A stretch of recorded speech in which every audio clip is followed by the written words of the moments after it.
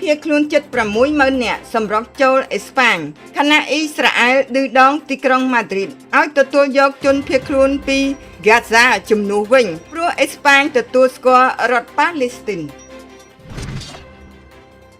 អេស្ប៉ាញវិបត្តិអន្តោប្រវេសន៍ដ៏ធ្ងន់ធ្ងរបានកើតឡើងនៅភាគខាងជើងអាហ្វ្រិកដោយគិតត្រឹមថ្ងៃទី4 ខែសីហាមានជនភៀសខ្លួនជិត60000 នាក់បានសម្រុកឆ្លងដែនចូលទៅក្នុងដែនដីស្វយ័តសាវតារបស់អេស្ប៉ាញដែលក្នុងស្ថានភាពខាងលើនោះក៏បានបណ្ដាលឲ្យមានមនុស្សយ៉ាងហោចណាស់67ទៅ72នាក់ត្រូវបានបាត់បង់ជីវិតវិបត្តិនេះបានកើតឡើងបន្ទាប់ពីតុលាការកំពូលអេស្ប៉ាញបានសម្រេចលុបចោលគោលការណ៍បណ្តេញចេញភ្លាមៗចំពោះអ្នកឆ្លងដែនតាមផ្លូវសមុទ្រស្របពេលរដ្ឋាភិបាលក្រុងម៉ាឌ្រីតនៅតែបន្តបង្ខំឲ្យជនភៀសខ្លួនទាំងនោះចាកចេញត្រឡប់ទៅវិញព្រឹត្តិការណ៍នេះបានបង្កជាសង្គ្រាមពាក្យសម្ដីយ៉ាងក្តៅគគុកតាមផ្លូវការទូតដោយមន្ត្រីជាន់ខ្ពស់អ៊ីស្រាអែលបានចេញមុខរិះគន់អេស្ប៉ាញជុំវិញរឿងដែនដីអាណានិគមព្រមទាំងឌឺដងអេស្ប៉ាញឲ្យបើកទ្វារទទួលយកជនភៀសខ្លួនពីតំបន់ហ្គាហ្សាជំនួសវិញដើម្បីឆ្លើយតបសងសឹកនឹងការដែលទីក្រុងម៉ាឌ្រីតបានប្រកាសទទួលស្គាល់រដ្ឋប៉ាឡេស្ទីន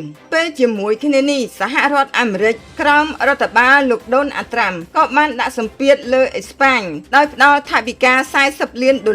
ដល់ម៉ារ៉ុកនិងគាំទ្រការទាមទាររបស់ម៉ារ៉ុកលើដែនដីសាវតាដើម្បីសងសឹកដែលអេស្ប៉ាញបដិសេធមិនឲ្យអាមេរិកនិងអ៊ីស្រាអែលប្រើប្រាស់មូលដ្ឋានយោធារបស់ខ្លួនវាយប្រហារលើអ៊ឺរ៉ង់កាលពីខែមីនាពាក់ព័ន្ធនឹងរឿងនេះប្រភពផ្លូវការពីអ៊ឺរ៉ង់បានធ្វើការចោទប្រកាន់សហរដ្ឋអាមេរិកនិងអ៊ីស្រាអែលថាបានសហការជាមួយម៉ារ៉ុកបង្កើតវិបត្តិនេះឡើងដើម្បីធ្វើឲ្យអេស្ប៉ាញបាត់បង់ស្ថិរភាពអ្នកវិភាគមើលឃើញថាខណៈដែលម៉ារ៉ុកទទួលបានផលប្រយោជន៍ការទូតយ៉ាងច្រើនពីអាមេរិកនិងអ៊ីស្រាអែលជនភៀសខ្លួនរាប់ម៉ឺននាក់បែរជាត្រូវគេយកធ្វើជាឧបករណ៍និងចំណាប់ខ្មាំងការទូតនៅក្នុងល្បែងសង្គ្រាមភូមិសាស្ត្រនយោបាយរវាងមហាអំណាចទៅវិញ